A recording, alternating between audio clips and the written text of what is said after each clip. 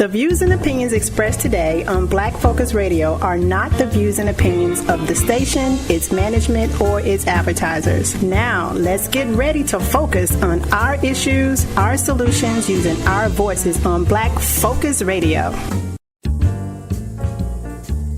Welcome to Black Focus, the show designed with our community in mind, where we focus on our issues, developing our solutions, using our voices. Central Arkansas, surrounding areas, and the nation. Get ready. Black Focus starts right now. Phone lines open at 855-525-5683. So here's your host, David W. Coleman.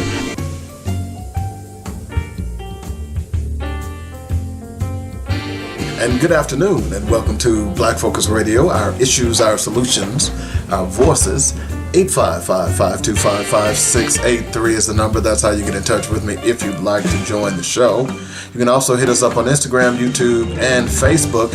And by the way, don't forget to smash that like button. We're trying to increase these subscribers, and we need you to start hitting subscribe on those YouTube and anything you see that says describe, okay? I know in the past it wasn't there. It's there now. Okay. All right. So appreciate everybody joining us today. It's Monday. We got bad weather heading into the Mid-South and the I-40 area, and it's heading to the DMV. Good morning, good afternoon, wherever you may be listening to the show right now. We got a lot of stuff to talk about today. We got a great black fact coming up as well. But before we do that, let me go ahead and tell you what we've got on the agenda today. You know, we talked a little bit about this a few weeks ago, and it's been a couple of weeks, but there has been a ruling in the Oregon situation, and you all may not be paying attention to what's going on in Oregon. But the reason this is important is because I've been telling you over and over again that your vote matters, and there are people out there who are telling you that it doesn't. Let me just put it this way. They're a damn lie.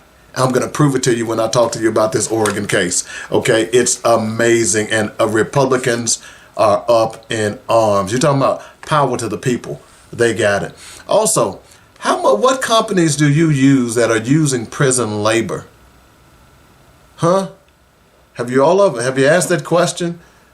That means that prison labor is free labor. You all understand that, right? I'm just asking a question. Y'all can tell me. But if you're going to certain companies, and your relatives are in prison, guess what? They're nothing more than slaves. Don't get mad at me. I'm going to give you some information about that here in just a little bit. Also, what else is going on? I got to talk about Nimarata on the Breakfast Club. Now, I've talked about the Breakfast Club a couple of times on the show over the last couple of weeks, but Look, I'm not begrudging you, brother, for trying to move into another direction with your show. It's pretty obvious, but at the end of the day, you're not an interviewer. And you let her run roughshod over you, and we're going to break down some of the stupid stuff she said as well coming up also. Have you seen the guy or heard about the guy who beheaded his dad because he's a Trump supporter and his dad works for the federal government? I know what y'all gonna say. Oh, that's just a one-off. That's just a one-off.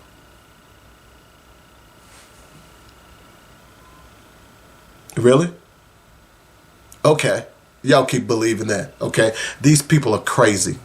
We're going to talk about that story here in a little bit as well. We're also going to talk about the LEARNS Act that is taking place in Arkansas. Did a little research, and there are LEARNS Acts all over the country, but it's interesting that this is a classic example of politicians doing stuff and don't know the repercussions. You know, and by the way, if I don't want to do 15 hours of community service or whatever the number may be, why are you trying to make me? Okay, that's up to my parents. I don't need that. Talk about Big Brother. That's what this is. And I know some of y'all say, oh, that's good. Okay, whatever. We're going to talk about that here in a little bit as well. So we got a lot of, and oh, by the way, what we must do comes on every show at the end of the show. Looking for sponsors, by the way. If you want to sponsor any of the segments that we do today, please, by all means, we'd love to have you. Okay, so right now, we've got to do Black Facts. Dynamic Black Facts. Our culture, our history, our people. Welcome to the part one of our series on the 100 black inventions that changed the world. For too long, the media has ignored the achievements of black inventors, making it seem like they weren't as smart or talented. In school, we learn about things like the light bulb, electricity, and other important discoveries from inventors like Thomas Edison, Nikola Tesla, Albert Einstein, and Benjamin Franklin. But we don't hear about the incredible inventions made by black inventors. It's time to change that.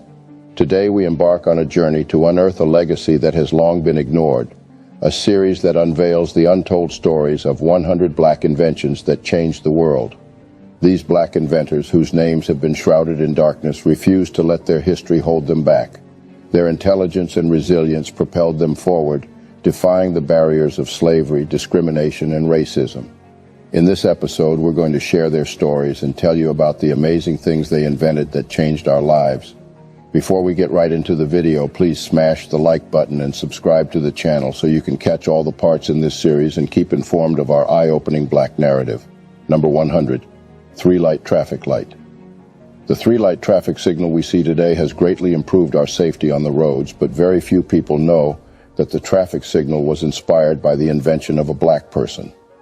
The person behind this brilliant invention was Garrett Morgan, an African-American businessman and inventor. He lived in Cleveland, Ohio, and was the first black person in the city to own a car.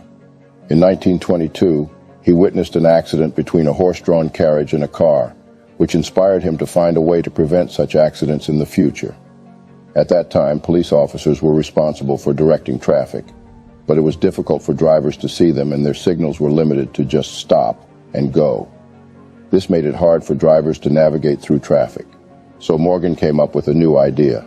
He invented a traffic signal that had folding arms with signs that said stop and go. The signal would be placed on a post above the road, making it easier for drivers to see. He also added a third position where the signal could be raised halfway, indicating caution. This was like the modern yellow signal that we see today. To operate the signal, a traffic attendant would turn a crank, raising the post and showing the appropriate sign. If necessary, the attendant could stop all lanes by showing the stop sign. Morgan's invention was patented in 1923, and he sold the rights to General Electric for $40,000. Number 99, home security system. The 1960s were one of the most dangerous times in American history, and for a black woman whose husband was always working at odd hours, staying alone in her home at night left Marie Van Britten Brown feeling pretty vulnerable. Unfortunately, their neighborhood had a high crime rate, and Marie was concerned about the slow response time of the police. In response to this, Marie came up with the first home security system when she was 40 years old. Initially, their invention consisted of 4 small windows, a movable camera, TV screens, and microphones. The cameras could move from one window to another. These cameras were connected to TV screens inside Marie's home. By using the TV screens, Marie could see who was at her door without actually having to be there physically or open the door. The microphones were also important as they allowed Marie to communicate with the person outside without having to face them directly or open the door. Marie Van Britten Brown's invention of the home security system has had a significant impact on the security systems we have today. Her innovative idea paved the way for further developments and improvements in security systems that are still used today. Number 98, folding bed. In 1885, African-American inventor Sarah Good would create one of the most famous inventions designed for maximum comfort. Her patented folding bed would inspire the modern-day Murphy bed. Being a furniture store owner, she saw a business opportunity and made an audacious move. When Sarah Good heard about the problem of limited space in Chicago apartments, she wanted to help. She invented a bed that could fold up and be hidden, similar to the Murphy bed we know today. It was like a cabinet that could turn into a desk, with spaces for writing supplies. Sarah's goal was to make the bed easy to lift and keep in place when folded, and to provide extra support in the middle when unfolded. In 1885, Sarah Good became one of the first African-American women to get a patent for her invention of the folding bed. Number 97, protective mailbox. In October 27, 1891, Philip B. Downing was granted a patent that changed the mail system forever. That patent was for a street letterbox, essentially the mailbox we see all around the country, where you can post a letter any time of day. In the early 1800s, U.S. citizens posted and received their mail via a post office. People would need to travel far distances to visit their local post office for their mailing needs, so there was a need for a better, more convenient solution. Downing designed the mailbox that we all recognize today, a metal box with 4 legs. This invention changed the need to go to the post office in order to mail a letter. It included a hinged door that kept bad weather such as rain and snow from damaging the mail, and also a safety feature making the mail secure until it is picked up by postal employees. The Downing letterbox patent became the basis of the letterbox we have today. Number 96, blood banks. It's impossible to determine how many hundreds of thousands of people would have lost their lives without the contributions of African-American inventor Dr. Charles Drew.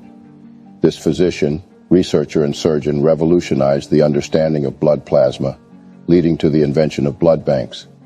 During World War II, there was a great need for blood transfusions due to the large number of casualties, but there were challenges in transporting and preserving blood for long periods.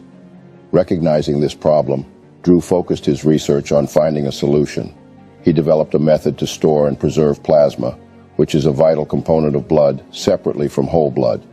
This allowed plasma to be stored for longer periods without losing its life-saving properties. He also came up with the idea of blood banking, which involves collecting, testing, and storing blood so it can be used for transfusions when needed. Drew's work was a game changer. It not only helped save many lives during the war, but also paved the way for advancements in blood transfusion techniques. His ideas and innovations laid the foundation for the modern blood banking system that we rely on today. Number 95, refrigerated trucks. In the world of modern transportation and logistics, refrigerated trucks play a vital role in ensuring the safe and efficient delivery of perishable goods. Behind this groundbreaking invention stands an extraordinary mind, that of Frederick McKinley Jones, an African-American inventor whose innovative spirit transformed the way we transport and preserve temperature-sensitive items. In the late 1930s, Jones was approached by Joseph A. Numero, an entrepreneur in the cinema industry. Numero needed a way to transport perishable items like food and medicine without them spoiling during long trips. Recognizing Jones's skills, Numero asked for his help. Jones took on the challenge and came up with an ingenious solution, a portable cooling system that could be added to existing trucks.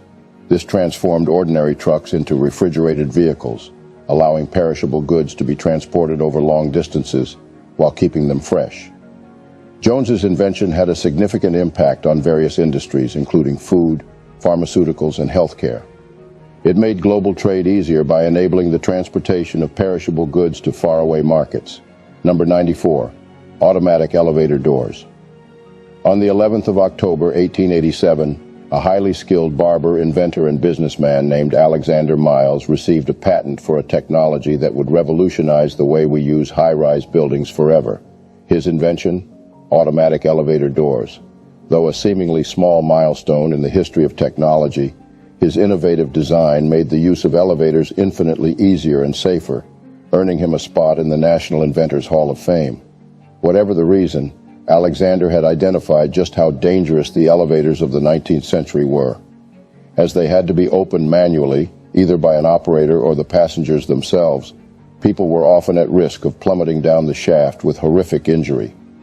Miles's design included a flexible belt attached to the elevator cage, with drums positioned on it to indicate if the elevator had reached a floor. When this occurred, the doors would automatically open and close by means of levers and rollers. The influence of his elevator patent is still seen in modern designs, and the automatic opening and closing of elevator and elevator shaft doors have become a standard feature. Number 93. Super Soaker Summer just wouldn't be the same without Lonnie Johnson's invention. Johnson was an aerospace engineer for NASA who happened to invent the popular children's toy. In 1982, Air Force and NASA engineer Lonnie Johnson conceived of the idea of a pressurized water gun after shooting a powerful stream of water in his bathroom while performing experiments for a new type of refrigeration system. This experimentation, which resulted in Johnson shooting a stream of water across his bathroom into the tub, led directly to the development of the power drencher, the precursor to the Super Soaker. Number 92, tissue holder. Mary Beatrice Davidson Kenner, along with her sister, was a wizard of making your trip to the bathroom as pleasant as possible.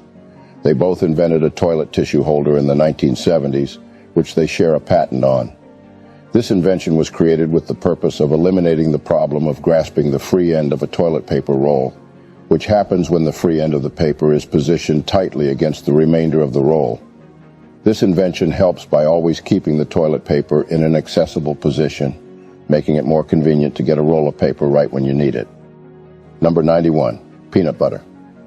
Generally, when people think of famous African American inventors, one of the first names that springs to mind is George Washington Carver.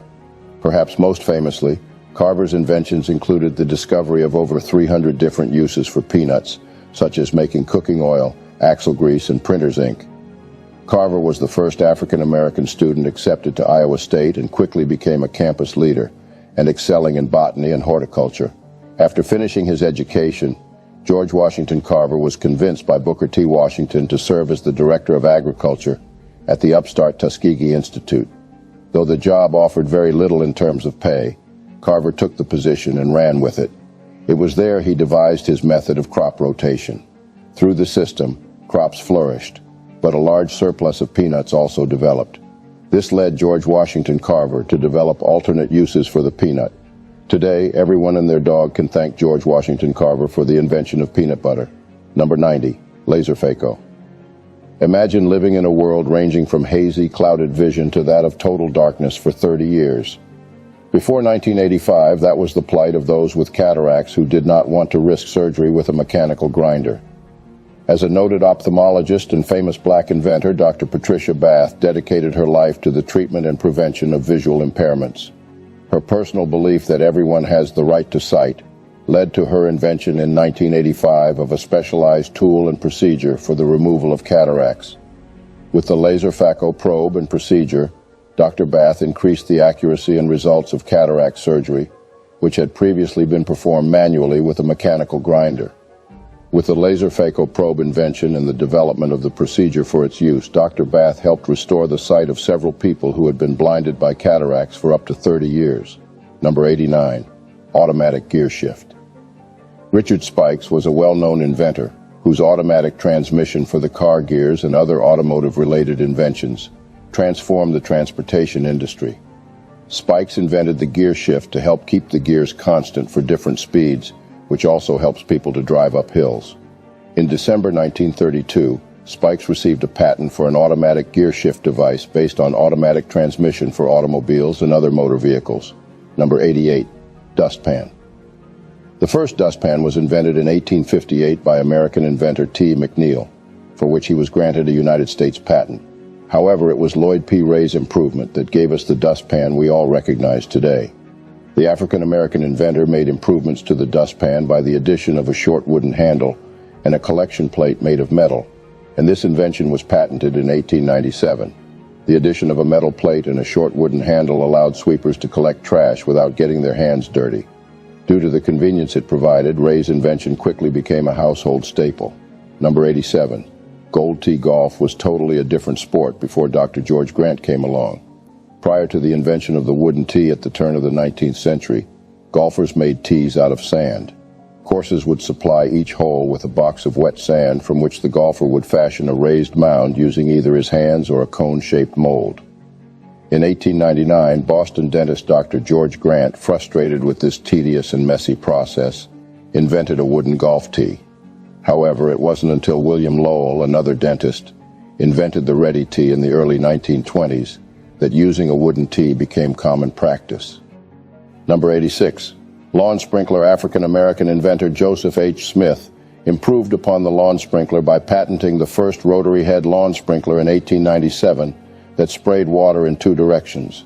In 1898, he was granted a second patent for modifications and improvements to his original design.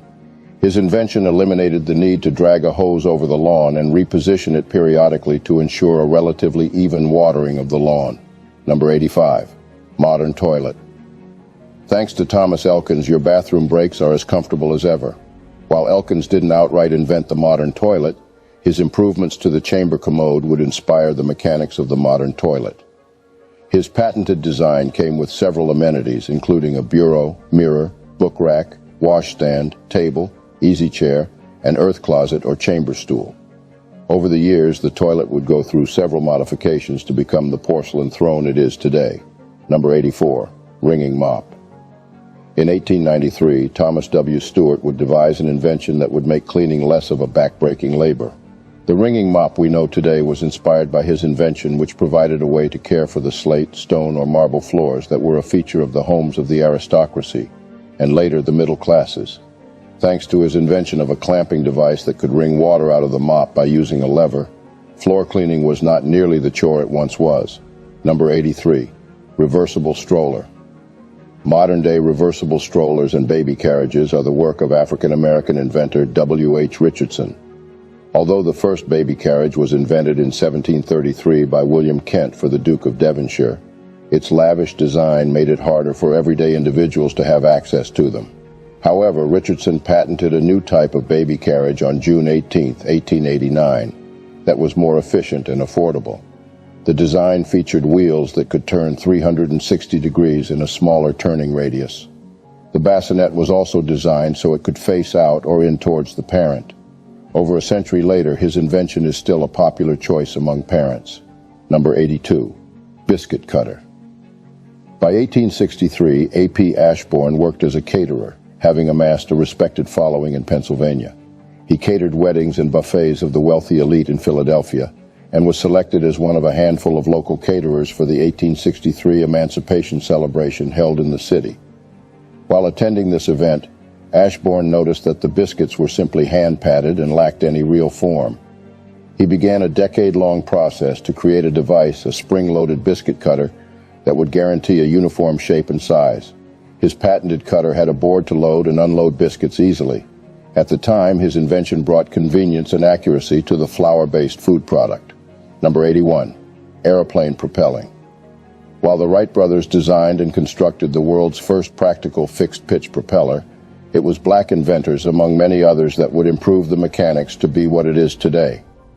In 1920, African-American inventor James Sloan Adams was granted a patent for a new and improved propelling means for airplanes, which utilized the stored-up energy of a spring to the fullest advantage for driving the airplane forward. This rounds up the part 1 of our series on the 100 black inventions that changed the world. From lawn sprinklers, home security systems, to traffic light signals, black individuals have continuously defied the odds and left an indelible mark on our world. It is time to celebrate their triumphs and acknowledge their countless inventions that have revolutionized our society. In the next part of this series, we will share even more audacious inventions, scientific breakthroughs, technological marvels, and groundbreaking discoveries done by black inventors. As always, don't forget to like the video, subscribe to our channel, and share our videos to let more people know the truth about blacks and to hear their own part of the narratives. Keep listening to Black Focus Radio for more dynamic black facts, our culture, our history, our people on joynetradio.com. Hi, I'm David W. Coleman, host of Black Focus Radio and the weekly sports magazine. We here at joynetradio.com would like to thank you for all the love and support you've given us. Our goal is to keep you inspired and informed daily with quality programming from gospel music, news, talk, and sports. Log on to joynetradio.com for the program lineup, and while there, be sure to make a donation. Then download our app and carry us anywhere in the world. Please continue to spread the word about joynetradio.com. And if you are an entrepreneur or have an upcoming event or you'd like to start a show, let the professional writers and producers here at joynetradio.com help you get the word out. Call me at 615-554-0568 for more details. In the meantime, stay informed and inspired daily right here on joynetradio.com. David W. Coleman here for Coleman's Dynamic Rib Rub and Rib Nuts. Go to ribrub.com, that's RIBBRUBB.com right now, and stock up on the best dry marinades for baking, grilling, and smoking your favorite meats. 3 great flavors, hot and spicy, original, and scorching. Try them at your next cookout and you will shout, bake it, grill it, shake it, oh yeah! Only one place to get Coleman's Dynamic products, that's ribrub.com. Easy to order, and I'll ship direct to you or to friends and family anywhere in the United States. While on the site, be sure to check out other great items, especially the rib nuts. Who'da thunk it? Peanuts sauteed in a barbecue marinade? That's just crazy good. Get them at ribrub.com right now, along with other great recipes. That's ribrub.com. If you don't like my rib rub or rib nuts, I'll give you money back. Do it today. That's Coleman's Dynamic Products at ribrub.com. Listen. Did you miss Dr. Ernest Gill from UT San Antonio?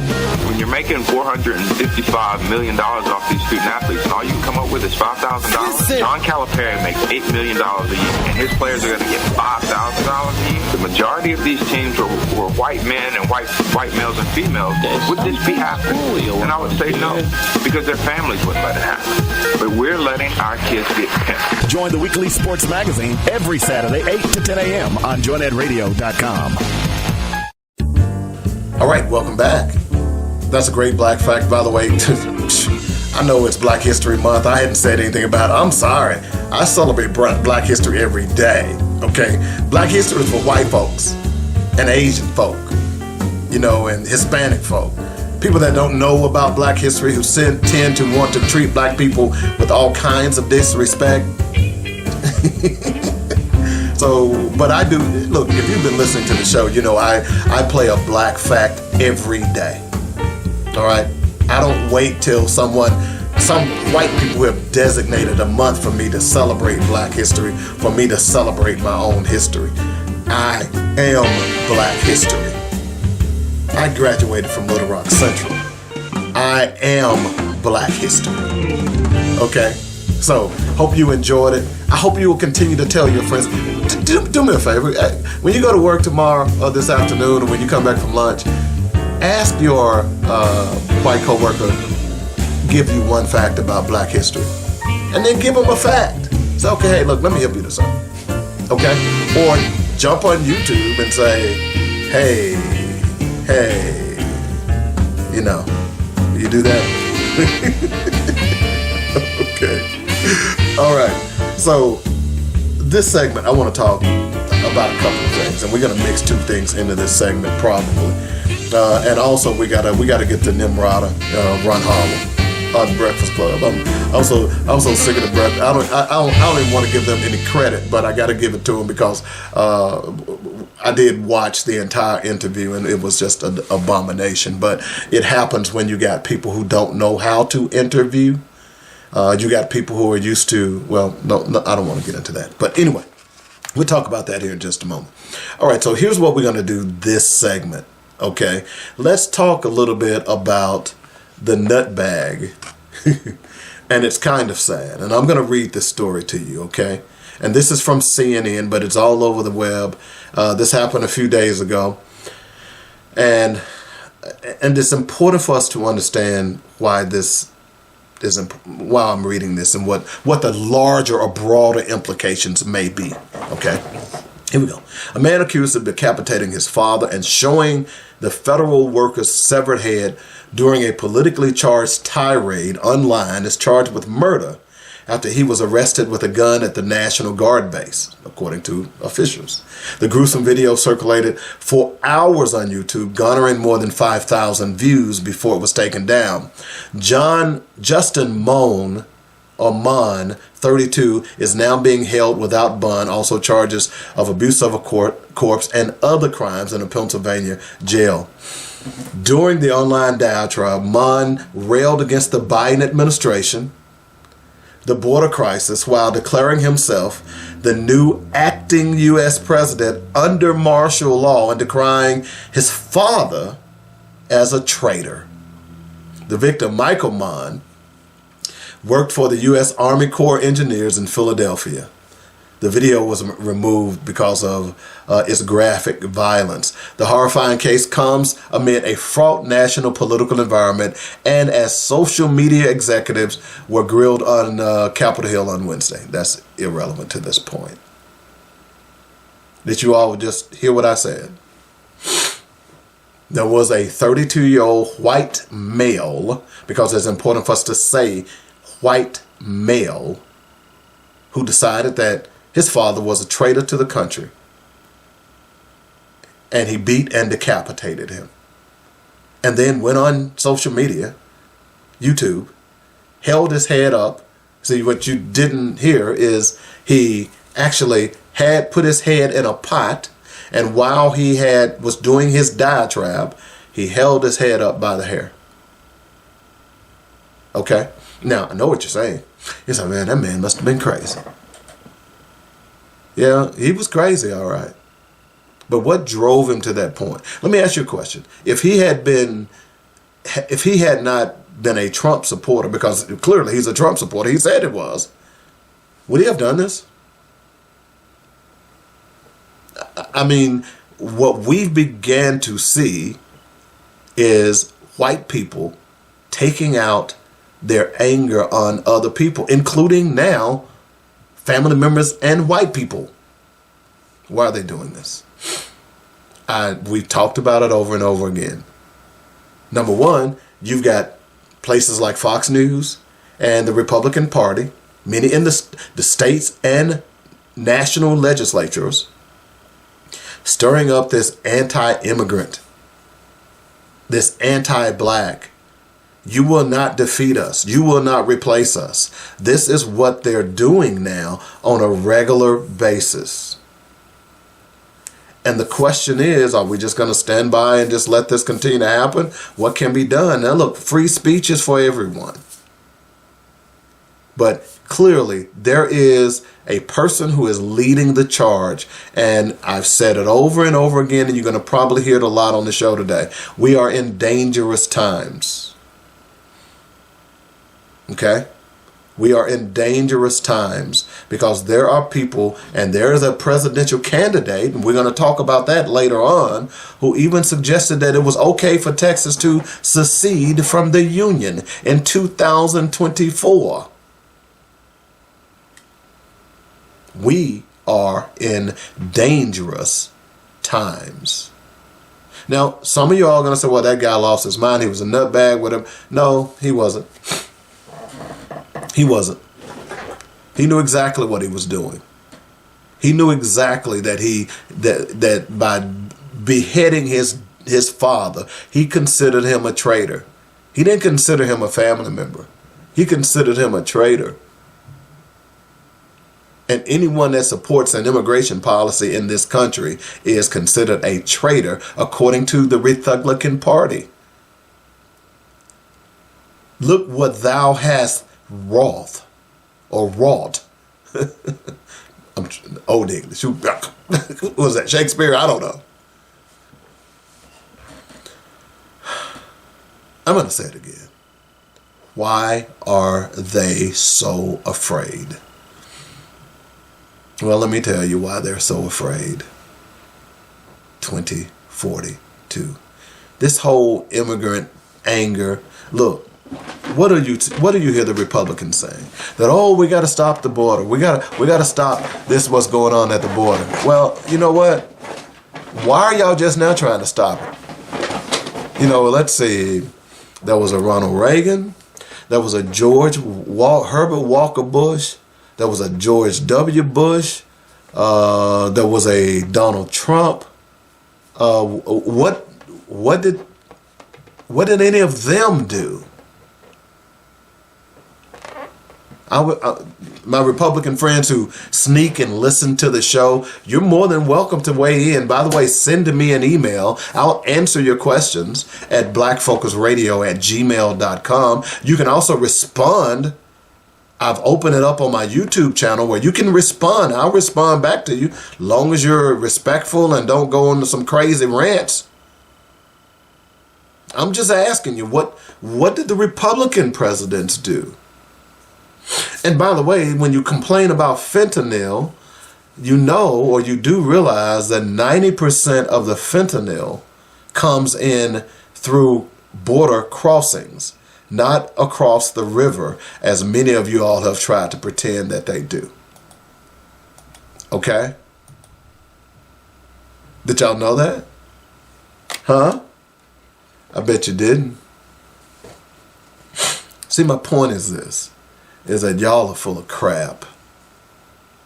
And what you're now doing is you are basically weaponizing everything that you don't believe in. I mean, when do we get to a point in America that if you don't believe what I believe in, I can kill you? How do we get to this? This is white supremacy at its finest. You're seeing it now. Dr. Francis Cress Welsing talked about white supremacy a lot. White supremacy is a sickness. It's a sickness that you would believe that you are better than someone else simply because the color of your skin. That's a mental illness that many Republicans, Rethuglicans, repugnants, whatever you want to call it, walk around with on a regular basis. It's amazing. And what's bad about it is that many in the media enable this type of stuff because they write it off. Remember when the Tea Party started? Oh, these are good people. This is what the media was saying, not just Fox. They just had a grievance that needs to be addressed. No, they were being racist. They were being racist. So what are you going to do now? They're shooting up churches. They're killing more white people now than ever before. What are y'all going to do now? I'm just curious. Because at the end of the day, this is a problem for y'all. Okay? This is a huge problem for y'all. You may not like it, but y'all started this. You've let the monkey out of the cage, and he's going crazy.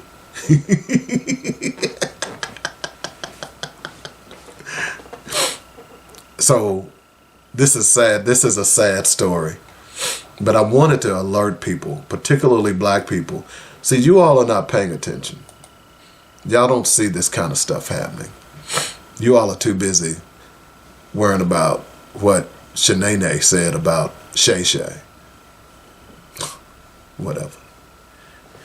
Whew. Anyway, 855-525-5683 is the number. That's how you get in touch with me.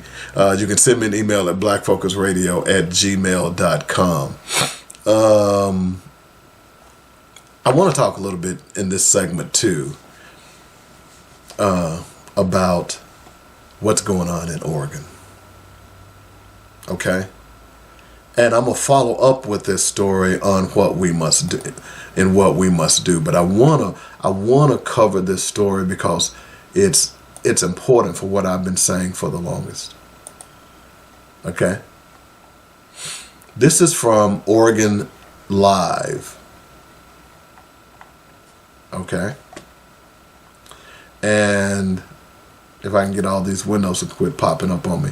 And I want to read this to you.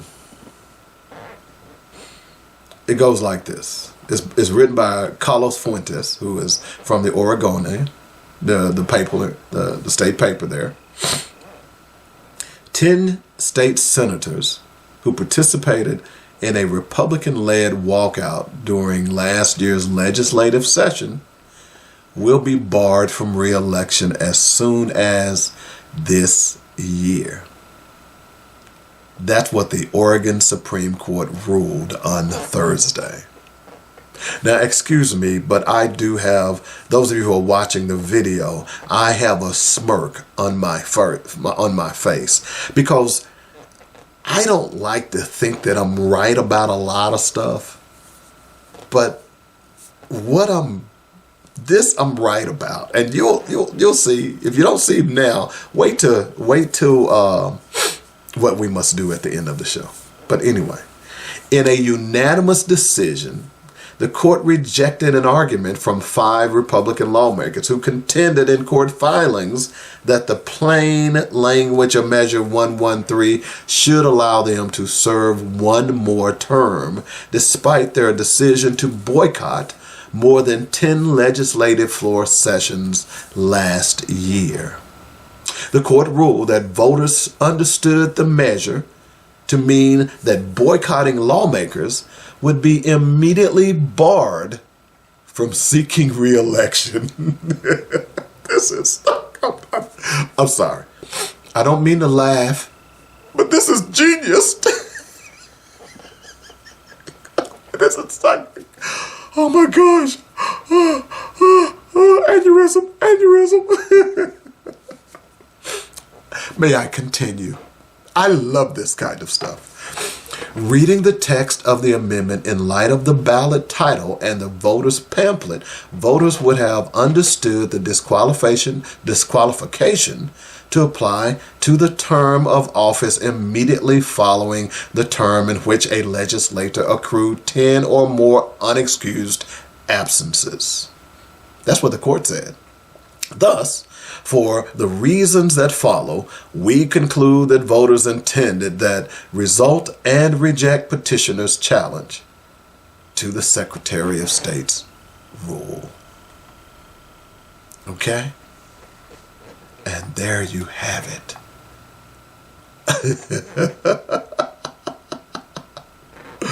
Oh my goodness.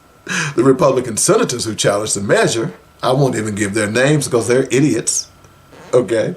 One of them said, I'm disappointed, but I can say I'm surprised that a court of judges appointed solely by Kate Brown and Governor Tina Kotat would rule in favor of political rhetoric rather than their own precedent. The only winners in this case are Democrat politicians and their labor unions. No, and the people who paid your ass to be on the Hill to legislate and not walk out. Now, let's be honest.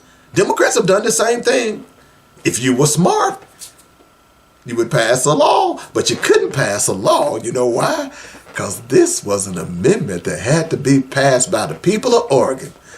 You just can't do it yourself. You needed the people to do it. And the Democratic legislators were smart enough to get the people involved. Ain't that something? Wow.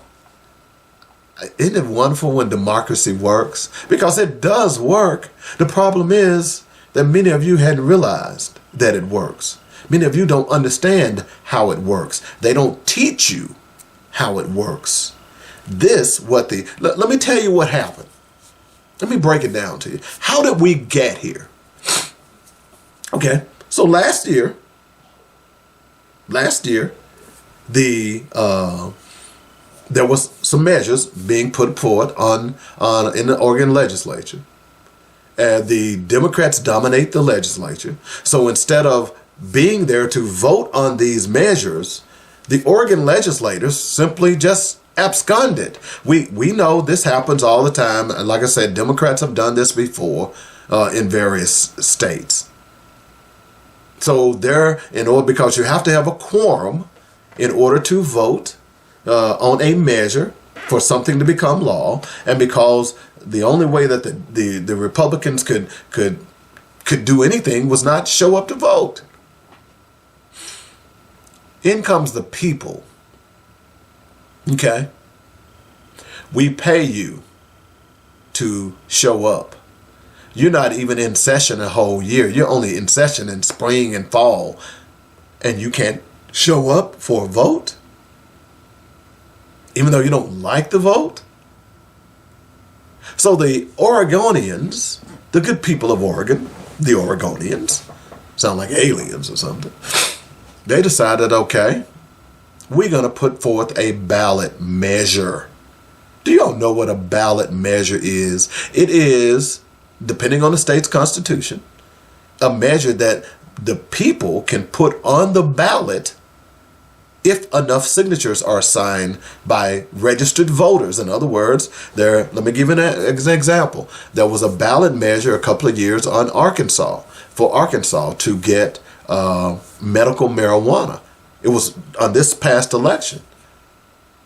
It was recreational marijuana. Medical marijuana was a ballot initiative as well. Arkansas voters voted for medical marijuana. And they've been selling medical marijuana for quite some time. As a matter of fact, there's a story going on right now where some of that marijuana is funding schools in Arkansas. Drug money. Isn't it weird how things have changed?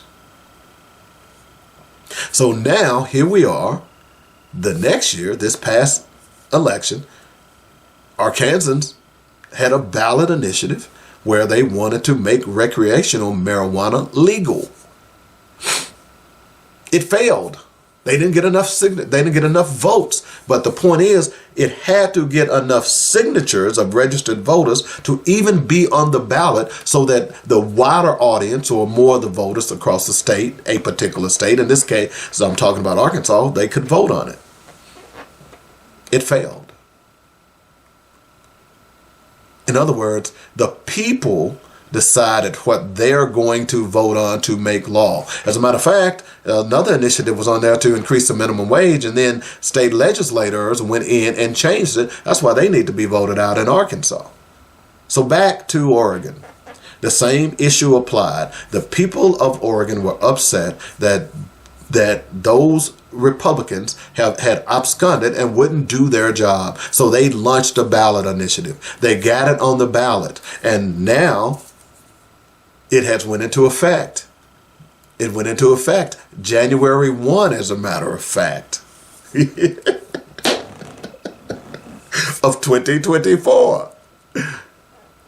These legislators, the repugnants, cried foul and took it to the Oregon Supreme Court. And the Oregon Supreme Court said, nah. This is legitimate. This is law. And then they try to say, well, I don't think the people of Oregon who voted for this measure really knew what was going on. In other words, they called them dumbasses.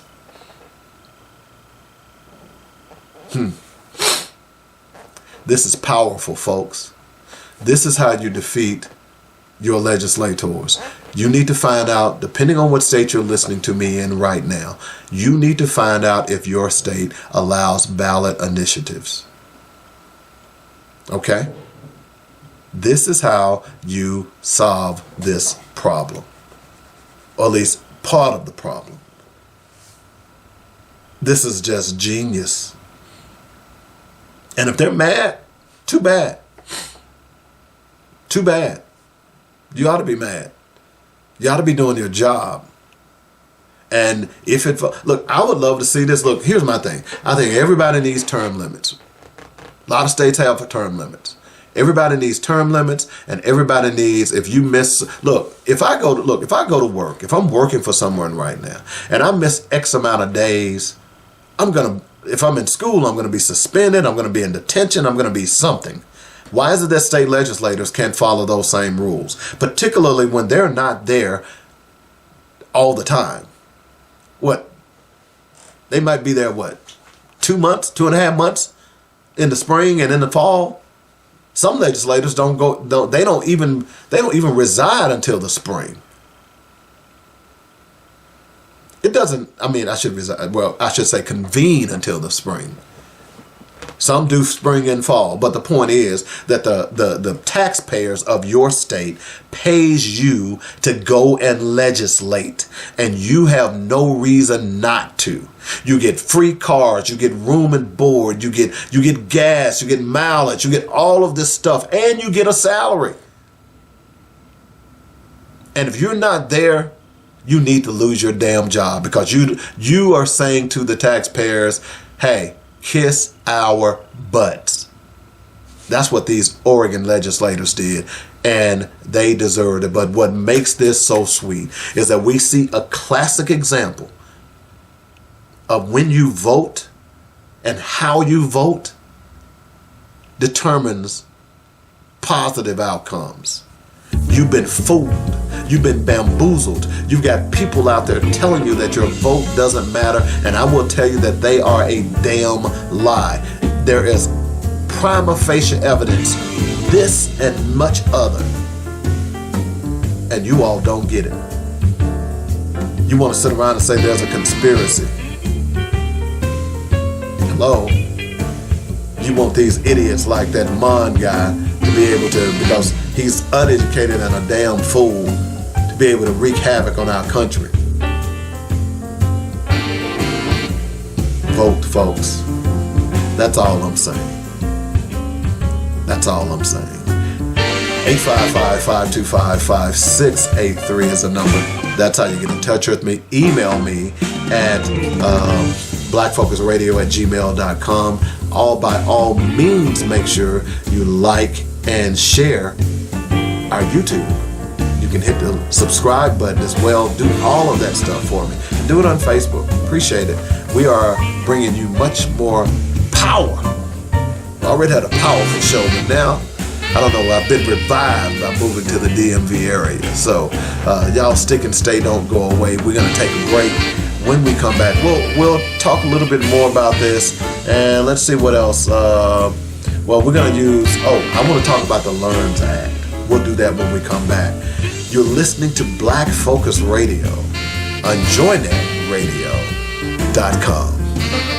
Ladies, are you looking for high quality natural products for your skin and soul? Skintentional is for you. We feature handcrafted, luxurious natural baths and body care products. At Skintentional, we firmly believe that self-care should be an intentional and enjoyable experience. We strive to infuse every product with a sense of fun and purpose. Crafting each item with love and care, we take pride in selecting only the finest natural ingredients. From luscious shea butter to revitalizing essential oils, every element is carefully chosen to protect, restore, and enhance your skin's natural beauty. We provide skincare specifically with you in mind. Try our soaps, scrubs, and facial oils for children and adults. Skintentional has something for the whole family, including the man in your life. Self-care should be an intentional and joyous experience for all. Go to skintentional.com right now for great discounts and begin experiencing what skincare products should be.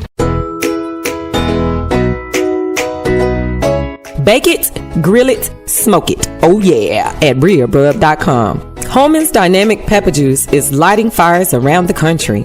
It's the new product from RealRub.com. Use it on meats and vegetables. Add it to your gumbos and greens for an extra punch.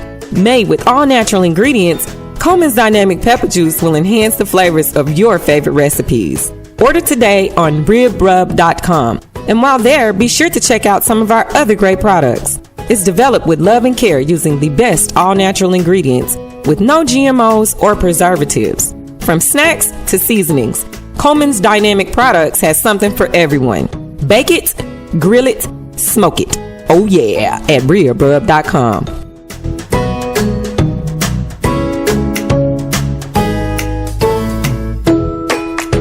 LeBron James is the greatest player we've seen this generation. You have to be careful when you start saying, and so, he wasn't as good as Michael, or he wasn't as good as Magic. Every generation you get that. You begin to sound like that old man that lives down the street, and every time you walk on his yard, or you even walk by his yard, he's on the porch, and he's got that little crooked finger. He's like, "Get off my lawn! Get off my lawn!" Join me Saturday mornings at 8 for the weekly sports magazine on joynetradio.com. Get off my lawn!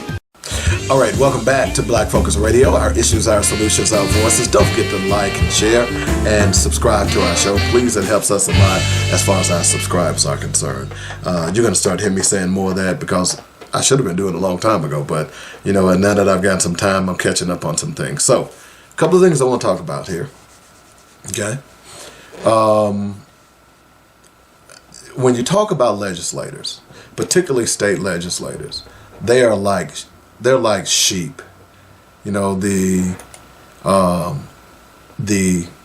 shepherd comes along with the sheepdog and points them in a direction, and that's where they go. All right, they got one shepherd. Sometimes he doesn't know where he's going. So one of the big education things that Sarah Huckabee Sanders, I call her Sarah Jethreem Bodine Huckabee Sanders, put forth is this thing called the LEARNS Act, and it's supposed to improve schools, but it's not. A lot of these Republican states are doing it. There's heat in Texas right now because that particular legislature has found out that they're trying to give upwards of $80,000 to rich people that go to private schools. But we've talked about that. We'll get into that a little later on. So this LEARNS Act, one of the things that they is required, and I did a little research, and I'm in Maryland, and even Maryland has something like this as well. I didn't know, but it requires you to commit 75 hours of community service. Now, that's not a bad idea, but it requires you before you can graduate. So you're telling me that a kid who does all of his work, let me say, does all of his work, let's say a kid who is disabled, who can't do community service, but he can do his work. He has the mental capacity to graduate. Is that what happens with that? Now, look, I'm not against community service. I'll be honest with you. I did a lot of community service growing up when I was in high school. I was in the Boy Scouts. I did a lot of church work. I did a lot of stuff, and I didn't mind. It was great to get out in the community and help other people. And look, we didn't have a lot of money. I didn't have a car. A lot of places I went when I was in high school was on my green bicycle. A lot of my friends would tell you that.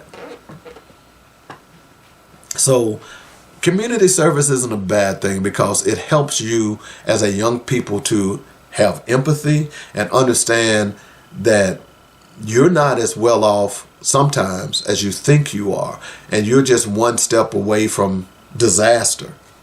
And it also helps those kids who are from the rich side of the tracks, who think that the world is at their beck and call and they don't have to do anything. It does help your overall character. It's not a bad thing. My only problem is that before you start demanding these things, you have to think it through clearly. And guess what? Repugnants have passed a bill or a law in the state of Arkansas that they clearly didn't think this through. Let me tell you why. Let's say, and because I know the topology of Little Rock, I grew up in Arkansas, I can tell you all, those who are listening, just bear with me. I lived in what was called Otter Creek. From the downtown area, it was a 20-minute drive from the downtown area. There was, and in Arkansas, Little Rock proper, here in Maryland, you've got all kinds of great transportation. In Arkansas and Little Rock proper, you don't have that. You have a quasi-bus system. I will tell you that the bus system ran better when I was a kid than it runs now. So how am I, if I'm a teenager that lives in Arkansas, in Little Rock, and I need to get to downtown Little Rock, and I don't have a ride? My mama don't have a ride. My mama's too poor to give me bus fare or Uber fare or Lyft fare. How do I do that?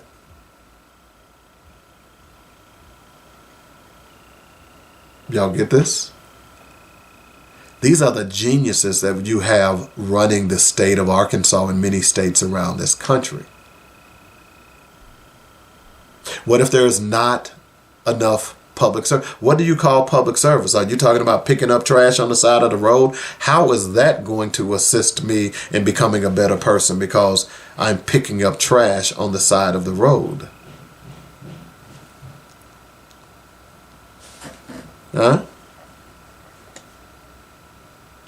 Well, I don't know. Doesn't make any sense to me either. No, it doesn't. But here's why I'm bringing this up. This is another classic example of legislators who don't have a clue about their public. And then the other thing is, why would we even think that it's cool that we can demand somebody's kid, you got to do public service? What if the kid doesn't want to do public service? What then? You're saying he's not going to be able to graduate? I'm just asking a question. It doesn't make any sense to me. If my kid's going to do public service, it's going to be because I want him to do public service. Not because you want him to do public service. And what is considered public service? Food banks? My kid's not going to be out there picking up trash on the side of the road. That's not public service. He learns nothing from that. I'm waiting until someone takes some of these states to court. There's a lot of things that we would like our children to learn to make them become better people, but it is not the job of the schools to teach my child how to be a better person. It is my job. And these Rethuglicans are always talking about states' rights, states' rights, states' rights, and keeping Big Brother out of homes and the family. Families have to be able to make their own decisions. Another one of these contradictory stances that Rethuglicans have. So now here comes Big Brother and says, hey, your child, I'm going to make your child do public service before he can graduate. I'm waiting for the challenges because they need to happen soon. This makes no sense at all, folks. None at all. And I know what you're saying. I like this. This is good for my child. It may be good for your child, but it may not. And by the way, have these places that have public service been vetted? No, look, we have an epidemic of child sexual predators. Do I want my child going to an organization, and I don't care what what reputation that they may have, that doesn't preclude him. And what about the liability? What if my child gets hurt at one of these events? Has that been clear in the bill? I mean, in the law? I don't know. You see how problematic this is? I'm not saying children don't need, young people wouldn't benefit from doing public service and helping the least of our brothers and sisters, but I don't think they ought to be made, and it should not be a prerequisite to graduate from high school. Every kid is not built the same way. Every kid is not going to want to do community service. This makes no sense at all. It's pure stupidity. All right, we got to take a break. When we come back, we're going to jump into Nimarata's visit to the Breakfast Club. We're also going to talk about prison slavery. Slavery's still going on. As we continue to talk about Black history, we tend to ignore the things that are right in front of our eyes, and slavery is still happening. We'll take a break. It's called Black Focus Radio. Our issues, our solutions, our voices. On joynetradio.com. The views and opinions expressed today on Black Focus Radio are not the views and opinions of the station, its management, or its advertisers. Now, let's get ready to focus on our issues, our solutions, using our voices on Black Focus Radio.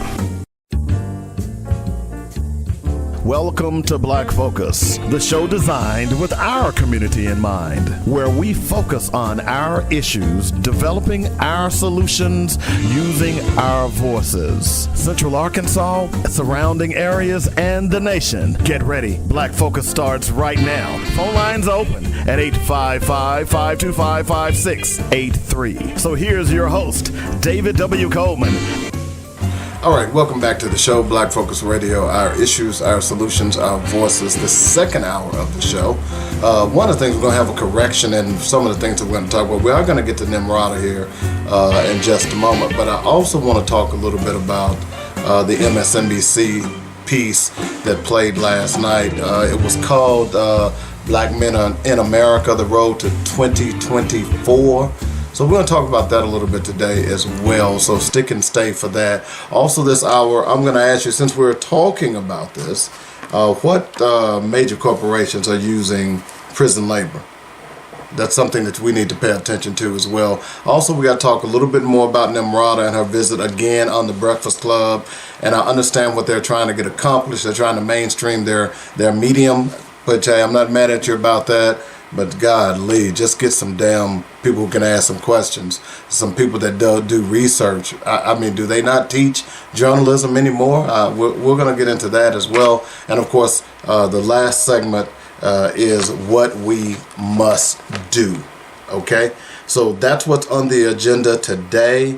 Well, at least this hour. Appreciate everybody joining us. Don't forget to download the show. Make sure you share, you like it, and subscribe. Most importantly, that helps us keep going and getting people listening to us around the country as well. Also, don't forget you can download the podcast. You can go out to YouTube. You can hit us up on Instagram. We're a little bit of everywhere. If you don't have time to do that and just want to download the podcast, do that, and make sure you like and share that as well. So that's all the housekeeping. So where do we want to start? I saw an interesting article the other day. And, we talk a lot about slavery and reparations and things of that nature. But I think we sometimes forget that slavery is still going on today.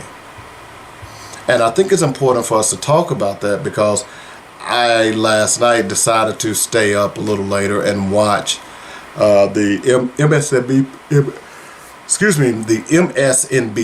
piece, Black Men in America: The Road to 2024. Now, some interesting things that came out of that because, and part of the reason I'm watching this is because I'm trying to understand this mentality and this quote unquote faux love for Donald Trump. It doesn't make any sense to me. It doesn't make any sense politically. It doesn't make any sense logically. But there are a group of black men, some tend to believe that there are quite a few and enough that could affect the election if you're not careful. That number being about 10% if they voted independent, it could tip the election into the hands of the Republican Party.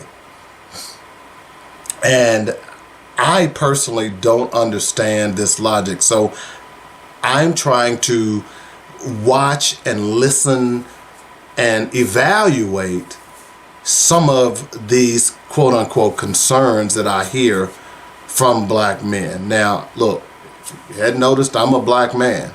And quite often we are marginalized, we go unheard. The only time people hear us is when our wallets are opening. That's about it. As a matter of fact, I made a post on Facebook a couple of days ago, and I'm fascinated by some of the responses. And as a matter of fact, I'm going to pull them up because it's amazing to me how black men are marginalized in this country. No ifs, ands, or buts about it, and we are. But we're always asked to come and save the day when things are not going in the right direction. Now, I made this post a while back. Let me see if I can find it real quick because I am truly fascinated. Oh, here it is. I wish black men could experience love without having to pay for it. Now, this is a broader conversation that we're gonna have because I'm waiting to build these responses. But I find it interesting. There are quite a few black men who understand the post, but there are a lot of them. At least there are a couple of them. It's not a lot of people who have responded as of yet who are blaming black men. Okay. Even women are the first to blame black men. Now you were saying, well, why is this? What are you saying? What does this have to do with the voting and the election and this fascination with Donald Trump? Well, part of it is black men like machismo. Okay, men in general like machismo.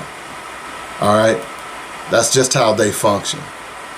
They like it for whatever reasons. I don't know where it comes from or whatever the case may be, but because this man has bravado, Even though he's ignorant and stupid, black men love it for some reason or another. Something I can't understand, something that I will not even try to understand at this point.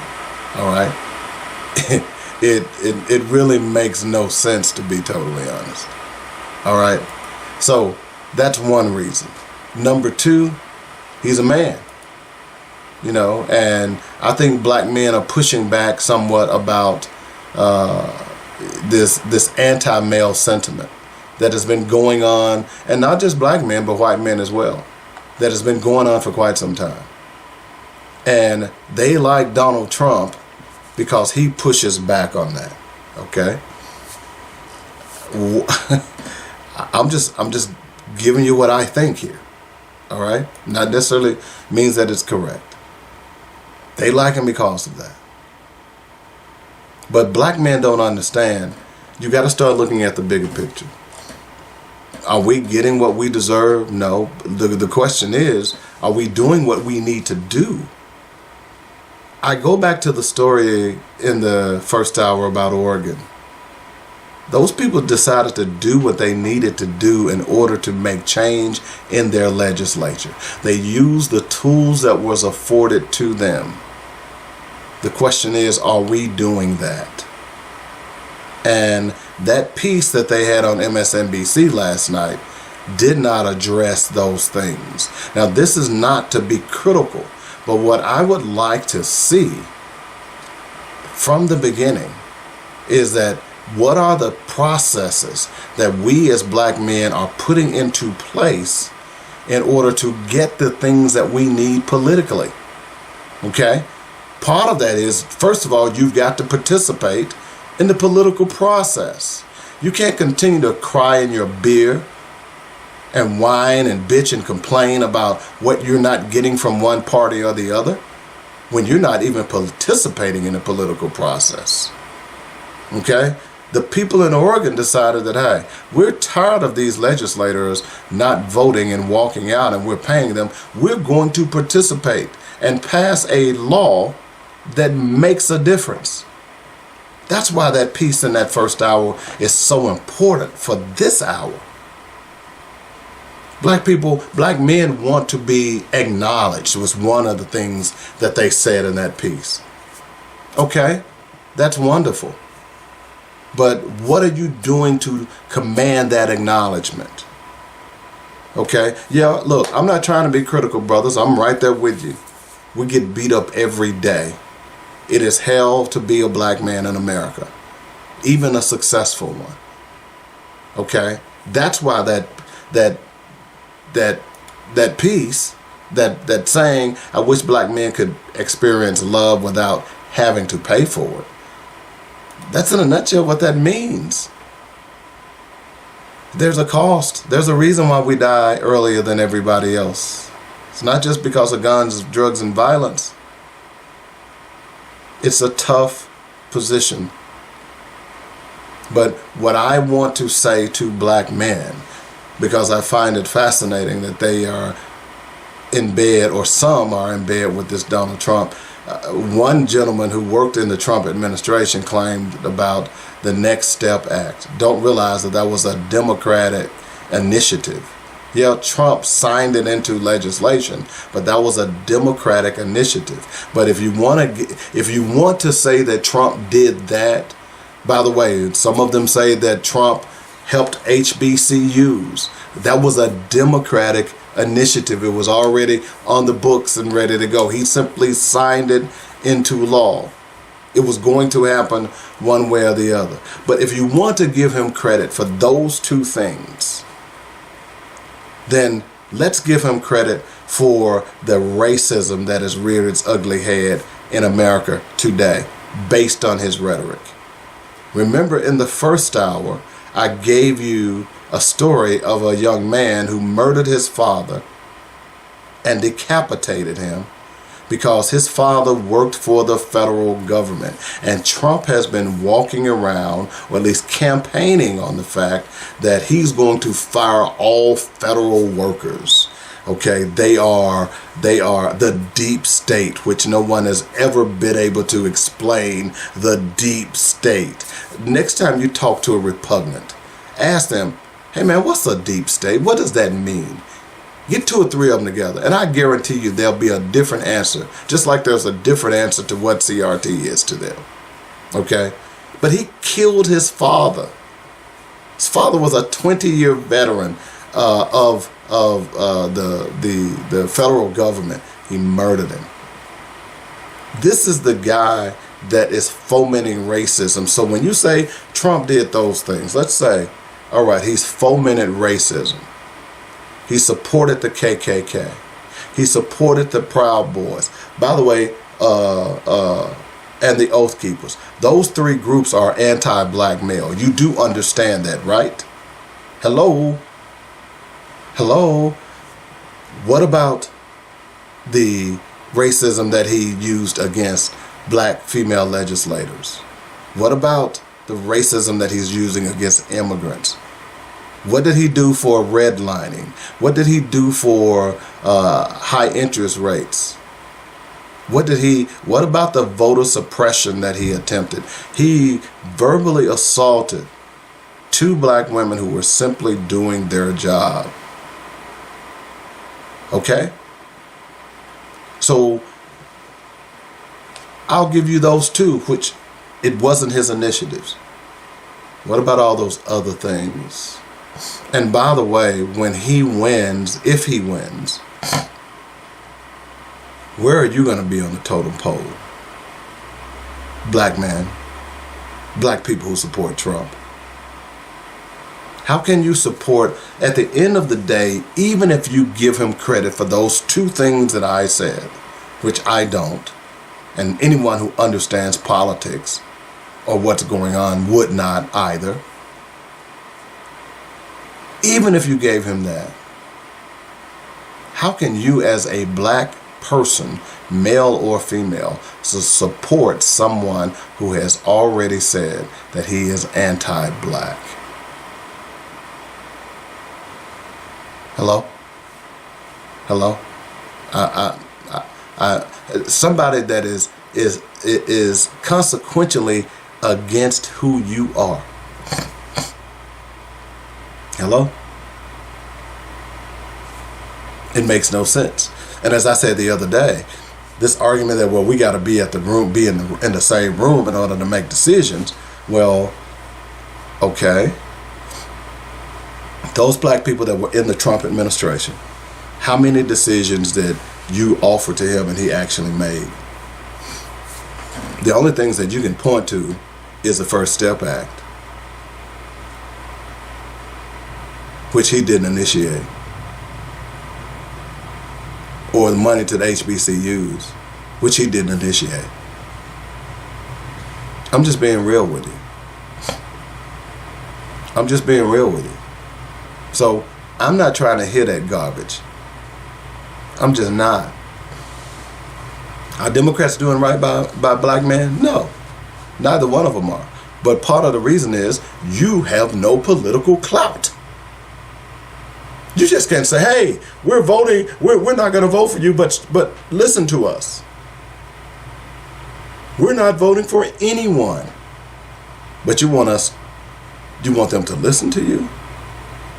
How do you get political clout? You get political clout, number 1, by voting. And number 2, by pooling your dollars and supporting candidates that's going to represent your interest. We don't do that. You get that, right? It's amazing. By the way, that First Step Act, it has cleared 30,000 men from people from prison. 90% of them were black. Speaking of prison, I want to remind you all of what's going on, because this is why you all are being swayed by who's sleeping with who on and who has a baby by who and all this other stuff. Here's what's really happening, because I mentioned prison, which is a interesting segue into this next topic that I'm going to talk about. McDonald's uses inmates to produce frozen food. Hello? Let me just talk to you read this article to you. Prison labor in the United States is referred to as insourcing. Under the Work Opportunity Tax Credit, employers receive a tax credit of $2,400 for every work release inmate they employ as a reward for hiring risky target groups. The workers are not only cheap labor, but they are considered easy to control. They also tend to be African American males. Companies are free to avoid providing benefits like health insurance or sick days. They also don't need to worry about unions, demands for vacation, raises, or family issues. According to Left Business Observer, the federal prison industry produces 100% of all military helmets, war supplies, and other equipment.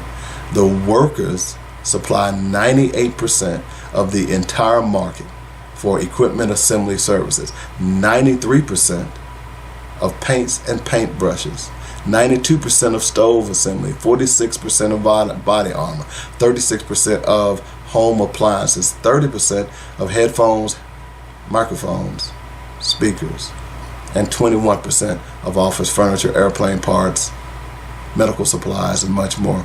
Prisoners are even raising seeing eye dogs for blind people. With all the productivity, the inmates make about 90 cents to $4 a day. I'm going to give you some names of these corporations that's using prison labor because this is slavery. Because here's the thing, what you all don't know is that you think that, oh, they come to you and say, hey, who wants to go out and work, If a prisoner don't want to do it, in fact, it's mandatory. It's not written, but they make you do it because that earns money for the state and it gives them tax deductions. It gives them tax breaks. They get kickback from the federal government. So while y'all are complaining, black men, about what Donald Trump is not doing, here's what you need to be concerned about. Because slavery is still going on in America right now. Who's in our prisons? Black men. How do you destroy a race? Well, we see it every day. You kill the male. If you can't kill him physically, you kill him mentally. And what is going on with our women today, as you get on, I could jump on my Facebook page and just scroll and I'll see ass for days. Take the black male out of the home, the black female goes crazy. Sorry. If you think I'm lying, just jump on you yourself can jump on your social media and see the same thing. I'm so sick of seeing women shaking their butts. I'm so sick of women thinking that they don't need to contribute to anything except walk around and shake their butts. This is what they've done. And they're all working. They're working. They're just working for other corporations as slaves. McDonald's. It uses inmates to produce frozen foods. Inmates process beef patties. So next time you go to a McDonald's and take a back and eat a quarter pounder of Big Mac, just raise your hand and say, thank you, black man. They also process bread, meat, milk, chicken products. Wendy's. Next time you go get a double at Wendy's with bacon, a Baconator. Wendy's has also been identified as relying on prison labor to reduce its cost of operations. Inmates also process their beef patties. Oh yeah, we love us some Walmart. The mart on the wall. Is it a surprise that the company that you all support and love so dearly also supports prison labor? Hello? This is crazy, man. Oh, you like coffee? You want that double shot of espresso frappe? Whatever y'all call that crap? $10 cup of coffee. Starbucks. The company uses inmates to cut costs as well. Starbucks subcontractor Signature Packaging Solutions hired Washington State prisoners to package holiday coffees. What about your phone? See, you got to get serious here. You just can't say you're voting for Donald Trump and you're not really doing anything to solve the problem, because solving the problem is not supporting these companies. Here's Sprint. You got a cell phone from Sprint. Sprint is out of business now, whatever they do now. All right. Inmates provide telecommunication services. You do realize that a lot of these people that you call and they are sitting in prisons. You didn't know that, did you? That's why I said they'll tell you that, hold on. And I think I talked to one the other day because I was paying a bill, and I had to hold on. She sent me to a queue that was automated where I had to put in my credit card information, and it took her out of the call, and then it sent it back. Anyway, Verizon is another one, folks. You see, the prison industrial complex is real, and when you as black men are complaining about what Donald Trump is or isn't, there's a bigger picture that you ought to be fighting for. By the way, you like it when your woman's dressed as sex and she done went to the mall and went to that store, you know, the VS store, Victoria's Secrets. Yeah, the company uses inmates to cut costs too. In South Carolina, female inmates are used to sew products. Also, inmates reportedly have been used to replace made in tags with made in USA tags.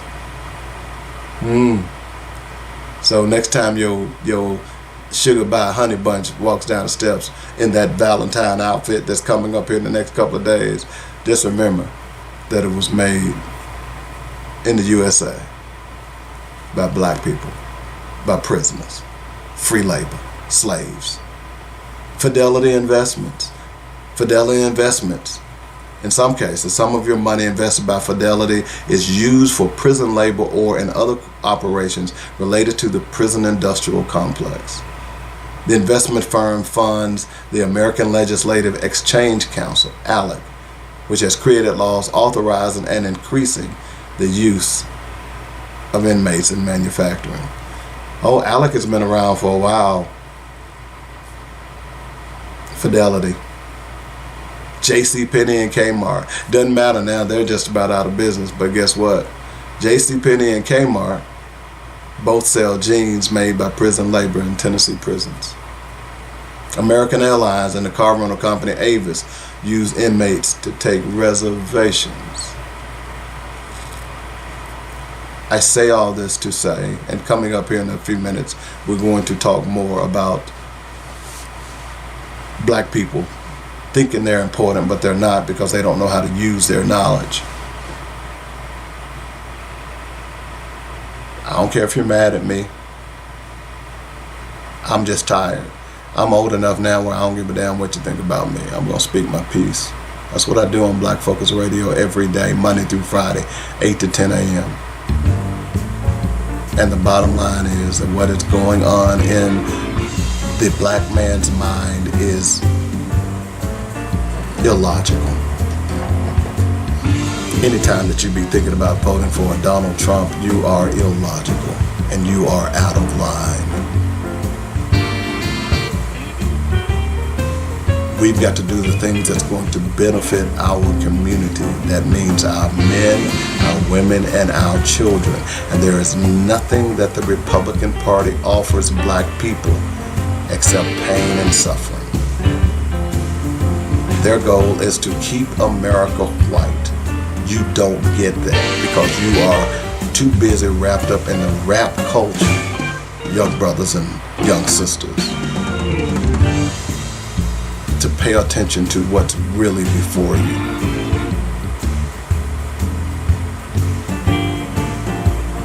And I don't care if you're mad. We've got to take a break.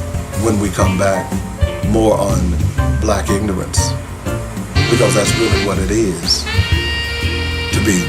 To even fix your brain to suggest that Donald Trump and this current Republican Party is a viable solution for black people. Man, why don't you put the pipe down? Back in a moment. You're listening to Black Focus Radio. Our issues, our solutions, our voices. On joynetradio.com. Bake it, grill it, smoke it. Oh yeah, at RealBrub.com. Holman's Dynamic Pepper Juice is lighting fires around the country. It's the new product from RibRub.com. Use it on meats and vegetables. Add it to your gumbos and greens for an extra punch. Made with all natural ingredients, Coleman's Dynamic Pepper Juice will enhance the flavors of your favorite recipes. Order today on RibRub.com. And while there, be sure to check out some of our other great products. It's developed with love and care using the best all-natural ingredients with no GMOs or preservatives. From snacks to seasonings, Coleman's Dynamic Products has something for everyone. Bake it, grill it, smoke it. Oh yeah, at RibRub.com.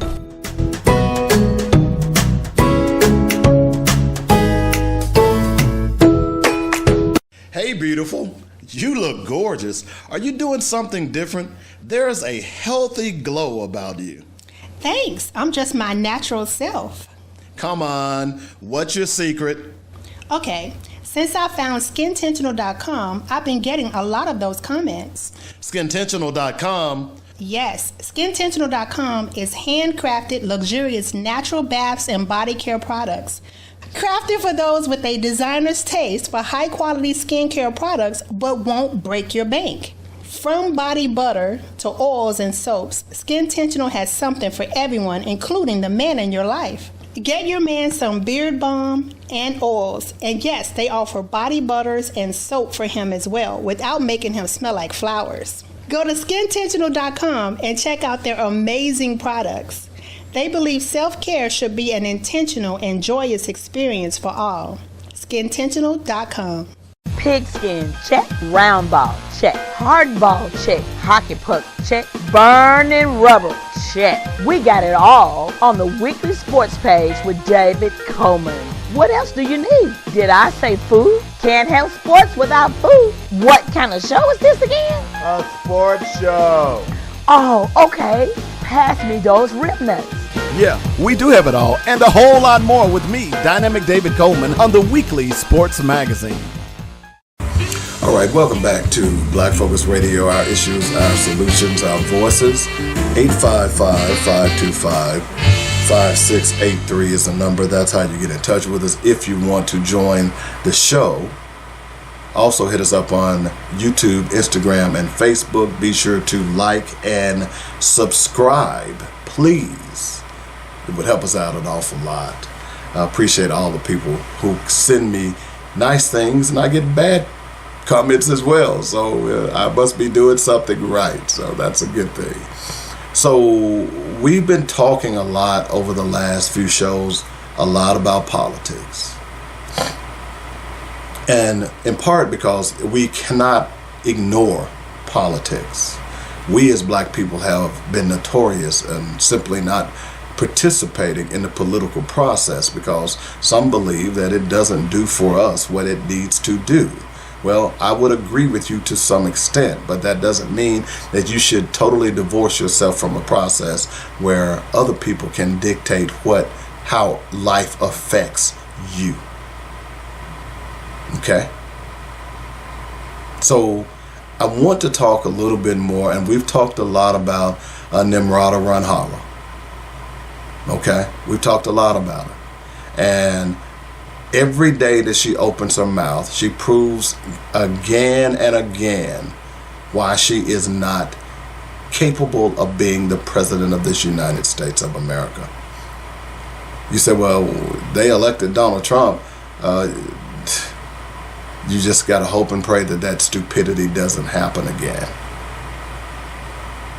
But every time she opens her mouth, she proves how stupid and ignorant she is.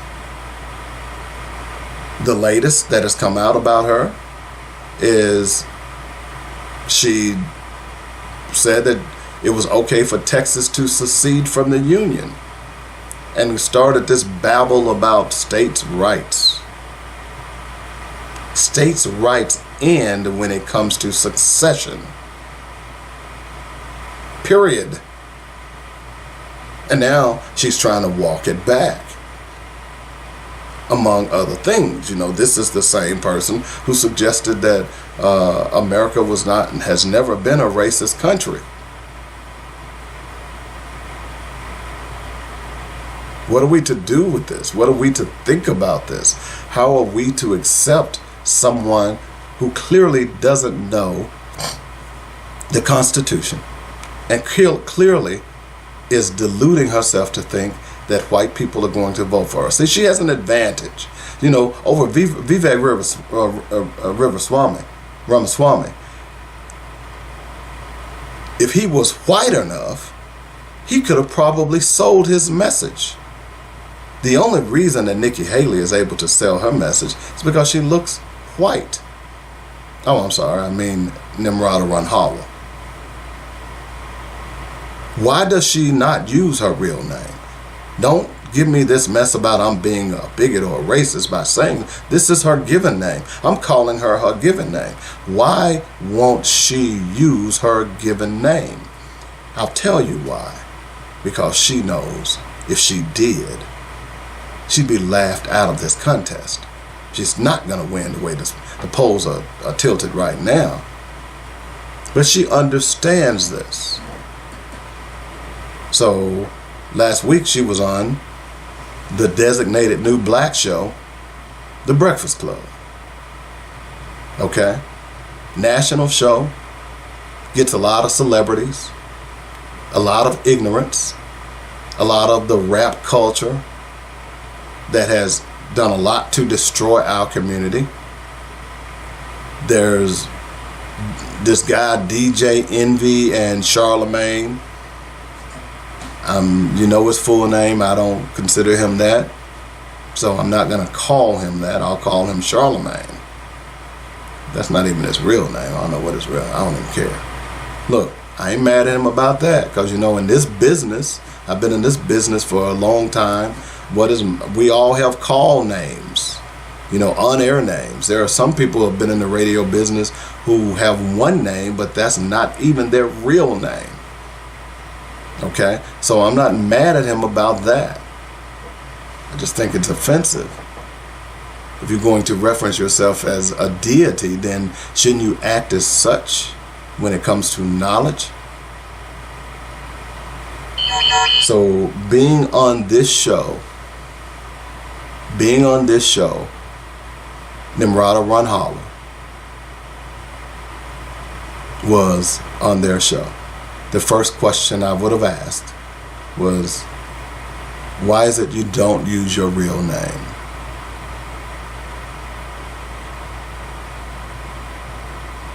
That's the first question, because she's on there to curry favor for black people, even though she's insulted our intelligence on numerous occasions. That would be the first thing, because the line of questions should have been targeted as it relates to her comments, as it relates to racism.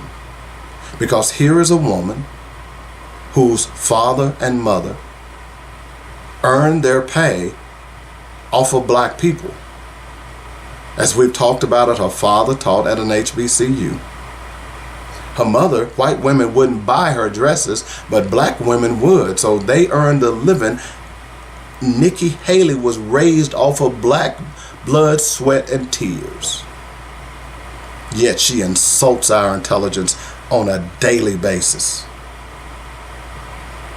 Why do we allow her to get away with this? And she's on a black show, and those DJs, because that's what I'm going to call them, because they weren't journalists, didn't have the common sense to research their questions. They had a list of questions. You can see they were reading questions. But what's the follow-up to some of the stupid answers that she puts out, like Texas seceding from the Union? Why weren't you prepared to pull out the Constitution of the United States? Weren't you prepared to at least make her address the Civil War? And why weren't you prepared to at least make the point and drive it home that it was South Carolina the first to secede from the Union? And how that history currently affects black people today. You see, I said a couple of weeks ago that I'm tired of white people manipulating so-called young black people to act as though they're a voice when they are, for lack of a better term, ignorant. And that's what the breakfast show is, ignorance. You know, it just boggles my mind. She goes and says, this country really became divided when Obama became president, suggesting that it was Obama's fault that the racism is here. How do you not go at her for that? There was a comment by one of them that said, well, it was white supremacists. Is that the only comment that you sat there and allowed her to say that the reason this country is divided is because Obama was elected president? Why didn't you make the point that the night of his inauguration, Mitch McConnell and her party was doing a powwow to figure out how to make him a one-term president? You see, this is what you call journalism, Charlemagne and DJ Envy. We know you're not a journalist. We know you got tons of followers. But if you're going to do this, then let's make sure you're doing it correctly. How could you not even bring that up? How could you not know that the Tea Party, which Nikki Haley was part of, was started because Obama won the election? And the Tea Party was started with bigotry and racism. That was what Nikki Haley, Nimarata Randhawa was about. She joined a movement that was anti-black. Go back and look at the history. Go back and look at some of the paintings, not the paintings, but the posters and the effigies. How there were effigies of Obama being hung. I know why you don't know that. Because you were in the hip hop. And hip hop wasn't giving you that kind of that dope information. How is it you don't know that? How is it that you don't do your research on this person and you allow her to come onto that show and lie? Yeah, the country got more divided when Obama was elected. You're exactly right. But the question is, why? You don't sit there and allow her to say it was Obama's fault or infer that it was his fault. The reason the country became more divided is because white people realized that it was okay to be racist now. And then, of course, 2042 became more apparent. Okay? Why is it that you couldn't challenge her on voting for Trump twice? Which is what she said. You talk about morals, Nimarata Randhawa. How can you be moral and vote for Donald Trump? There were plenty of Republicans in the second time around who did not vote for him because of their moral stance. Why couldn't you push her on, if you do not win this nomination for the Rethuglicans party, would you be part of the Trump administration? Would you be his vice president? Don't you think that was a question that you probably should have pressed her on? Okay, here's the thing. If a interviewee cannot answer a question in 2 minutes, they're filibustering you, bro. That's what she did with y'all. She filibustered you. Okay? You got to hold their feet to the fire, which you're not a journalist, so you don't know that. You just happen to be able to get this person on your show so she could use you to espouse her lies, her lying platform. Obama. it was his fault. Oh my gosh. And then I love it when it wasn't just, it was everybody. No, it was white people.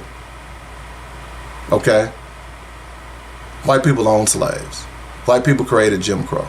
White people created redlining. White people created the prison industrial complex. It wasn't everybody, it was white people. But y'all didn't challenge her on that. Y'all just sit there and let her just run her mouth. Amazing. Amazing.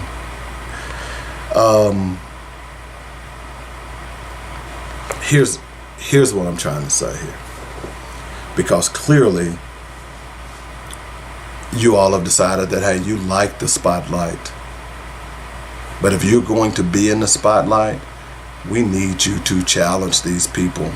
If you are one of those people, Charlemagne and DJ Envy, who is trying to wave the Republican flag or the flag of indifference where you don't vote one way or the other, then you don't need to be on these forums, because you're doing a lot of people a disservice. A lot of people a disservice. And that's just the bottom line, brother. That woman literally lied the entire interview. And the only reason I watched it is because I wanted to see what she'd say. And she proved once again that she is not presidential mettle. She proved once again that she would lie and say anything that she could to become president. She is about as malleable as a snail. She's about as slimy as a worm. Go back and listen to the interview. And if you haven't heard the interview, please do. Those of you who are listening, go listen to it. She would, when he did at least mention the subject about Texas seceding from the Union, what I said was, and they did try to do a little research. They did they went back and played a piece of what she said about Texas seceding from the Union. And I was saying, Eureka! That's what you should have done in the first place. You should have done that all along. What I said, and then of course, she is notorious for saying one thing and then saying I didn't say it, or what I said was, or what was the context? The context was that you said that Texas should be able to secede from the Union. Immigration is a federal responsibility, not a state responsibility. And what Texas is doing with immigration is an abomination.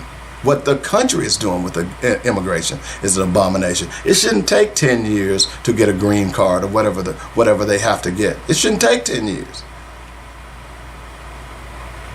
But more importantly, we shouldn't have people dying at the border. We shouldn't have people being hung up on barbed wire and drowned. I totally agree with you about the border. Anybody can come through that border. Just about. If there were terrorists that were able to get in through the border, and there's no proof that it is, that's just a fear-mongering tactic. They could. But don't tell me that you're concerned about the border and then you do nothing about it. Don't tell me that you're concerned about the border and you allow someone who is not even an elected official tell you when and how to vote on a piece of legislation that is going to do some things to help at the border. This is the party that you all are supporting. This is the party of Nikki Haley and Donald Trump. And you tell me that you couldn't bring these subject matters up and ask the tough questions?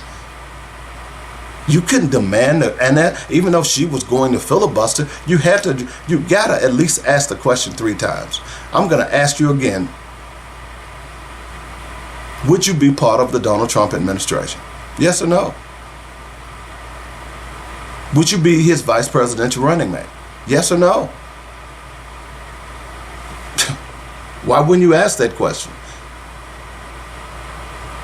I'm going to ask you again. Do you think Donald Trump and some of the policies that he passed was racist?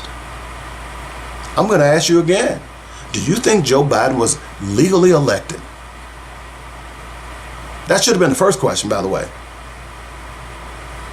Do you think he was? Do you think any votes were stolen? What do you think the people that were convicted on January 6th after the election, 2021, what should happen to them? Why hadn't you asked those questions? Because you're not a damn journalist. You're being used by the white establishment. You're making money. You got a lot of listeners. You got a lot of followers. Hey, more power to you, brother. I ain't hating on you for that. But you call yourself a representation of the black community. There are far bigger things that are going on in our community that we need addressed. And when we have these forums, we have to use them for our benefit. There's enough crap forums out there. Your forum has got to be for our benefit. There's enough of comedy going on. There's enough of jokes and hip-hop BS and who's sleeping with who. We need hard-hitting forums. And here's the thing. People like Nimarata Randhawa would not come on the hard-hitting black forums. I'd like to see her and Roland Martin. Why hadn't she been on there? There are other forums that are black forums. Why hadn't she been on those? You know why? Because she's dodging. But she can go to you, the Breakfast Club, because she knows that she can manipulate that conversation as she did. And you all didn't get it. You all didn't know it. And I know what you're thinking after. Oh man, we had Nikki Haley on, man. That's big. That's good, man. Yeah. That was great. Yeah. And she made fools of you. I'm not trying to be critical of you, brothers. I'm just saying that if you're going to continue down this path, then you got to do your homework. You cannot let people come on your show and dominate your show with lies. Now, there are some people out there who interview and they just interview and let them speak their piece. That might be y'all. That might be what you all advise to do. But don't pretend that you are the voice of the people and you go to other forums, which you have, and espouse your crap, but you won't do what needs to be done on your own show to make people accountable. And what you did with Nikki Haley was a joke. And I don't care if y'all are mad at me. Too bad. We ain't got time for this foolishness anymore.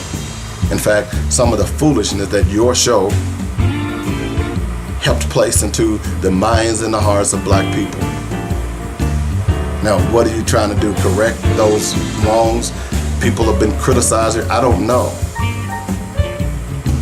But please, please, don't allow any of these politicians, whether they're Republican or Democrats, come on your forum and make fools of you, because that's what they do. We're going to take a break.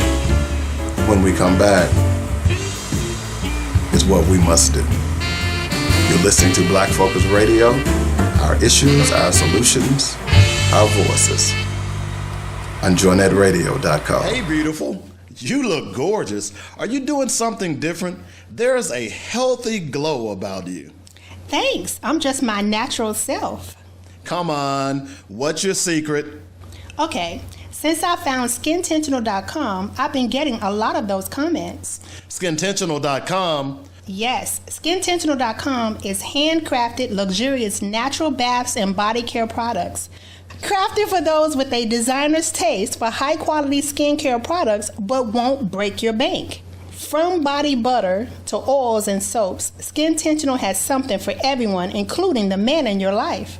Get your man some beard balm and oils. And yes, they offer body butters and soap for him as well, without making him smell like flowers. Go to skintentional.com and check out their amazing products. They believe self-care should be an intentional and joyous experience for all. Skintentional.com.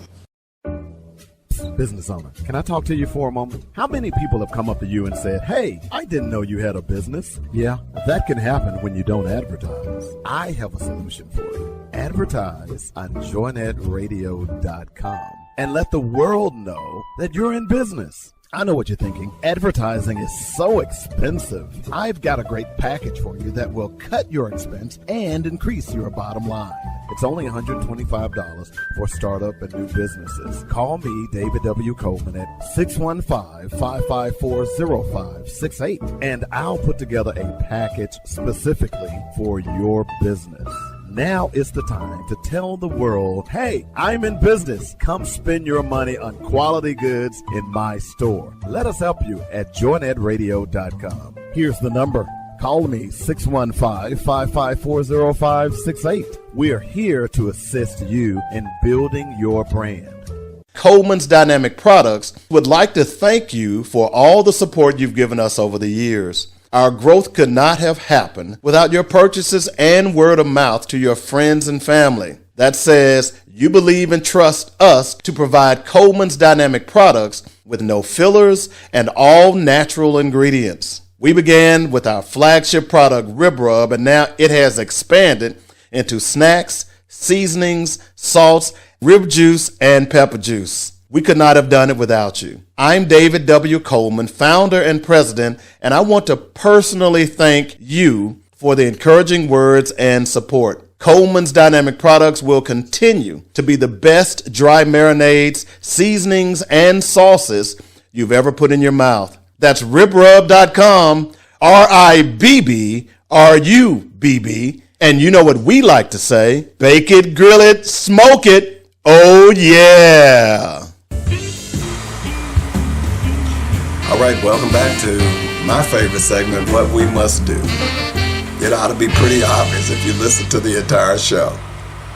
You know, at the beginning of the show, I told you about this wonderful initiative that the people of Oregon put on. That initiative was that if you miss 10 days without an unexcused absences in the state legislature, you will not be able to run for re-election the next year. It went into effect January 1st of 2024. And there are 10 Republican legislators who are now no longer Republican legislators because of that law. Now, how was that law put into place? It was put into place by a ballot initiative.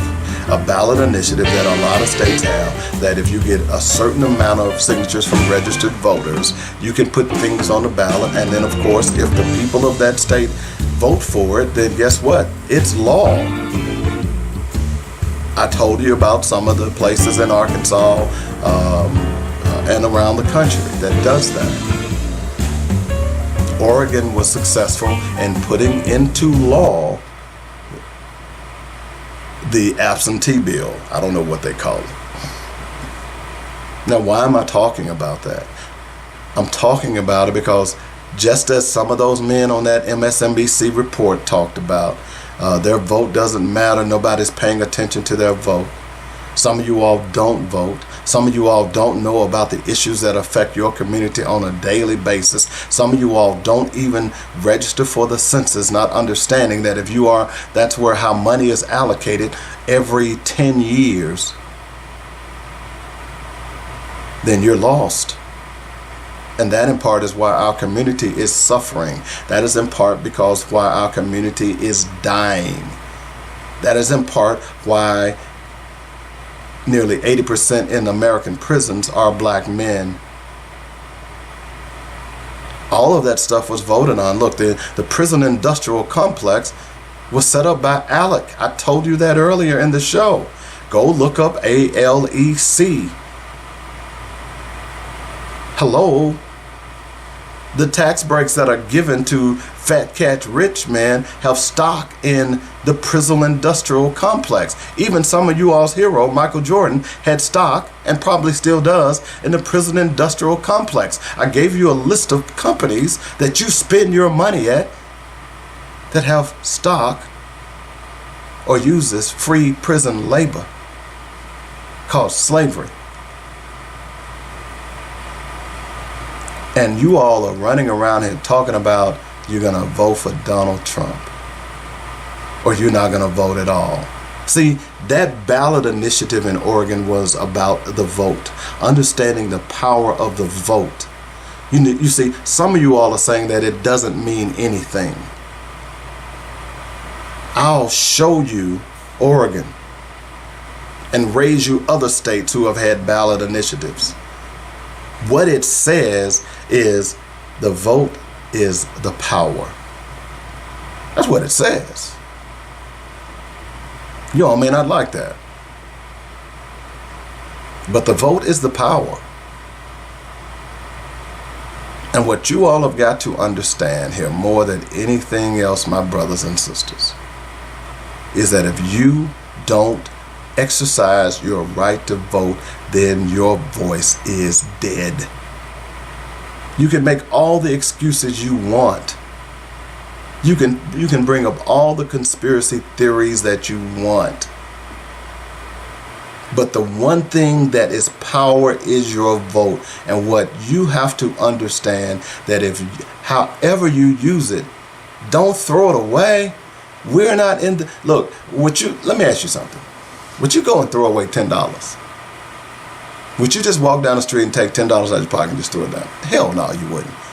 But that's what you're doing with your vote when you vote independent. Look, I'm not a Democrat and I'm not a Republican, but I have to understand that I got to vote what's in my best interest. And there is nothing that the Republican Party can offer you or anyone else. But more importantly, you can demand what people offer you if they know you vote. Don't come on a national TV whining about, well, we just want to be appreciated. That's why we don't vote. Huh? You want to be appreciated? Then get your asses to the polls, brothers. You want to be appreciated? You want to be heard? Then go pull that lever. So when they have those exit polls, and you come out, and even though we vote 80% for Democrats, but when they have those exit polls and that says 92, 93, 94%, then they're going to say, whoa, that's what they're doing to black women. That's why they listen to black women when they listen to y'all. And you mad, but they always listening to the black women. They don't listen to the black man. Well, guess what? The black women show up and show out at the polls. You don't. And then you want to whine and complain, and now you want to go and jump to another party that don't give a damn about your children, who will lock your children up and throw away the key, who will destroy your schools and keep you uneducated and dumb as a box of rocks. What kind of foolishness is that? Y'all crazy as a Bessie bug. The vote is the key. I don't give a damn how much money you make. You've been lied to.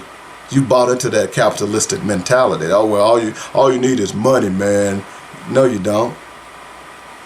Because guess what? You can have all the money in the world, but if everybody around you is black and they're being disrespected and discriminated against, how does that make you feel? Because at someday it's going to visit your doorstep. And if it doesn't visit you personally, it's going to visit your child, your black son.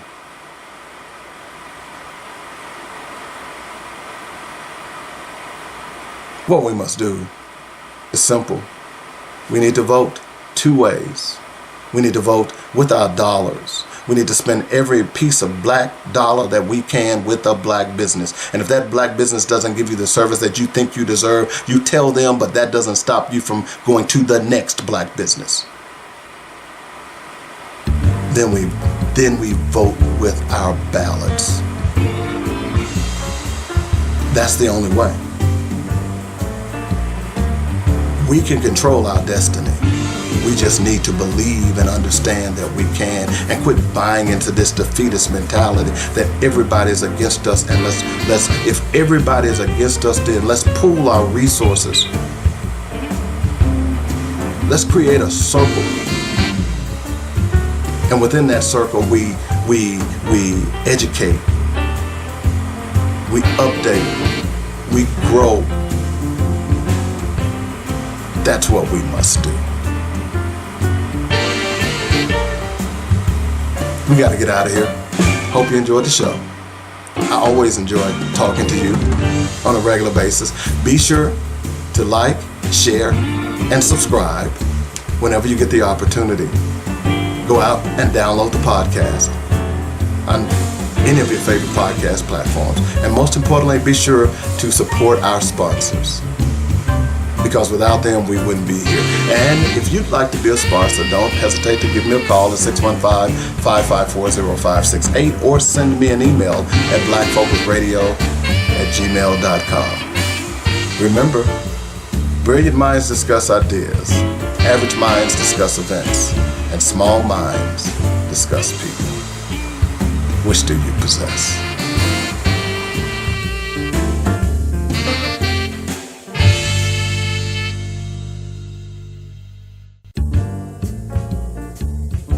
You've been listening to Black Focus, where we discuss our issues with our solutions and our voices. Join us every weekday afternoon at 1 p.m. on joynetradio.com.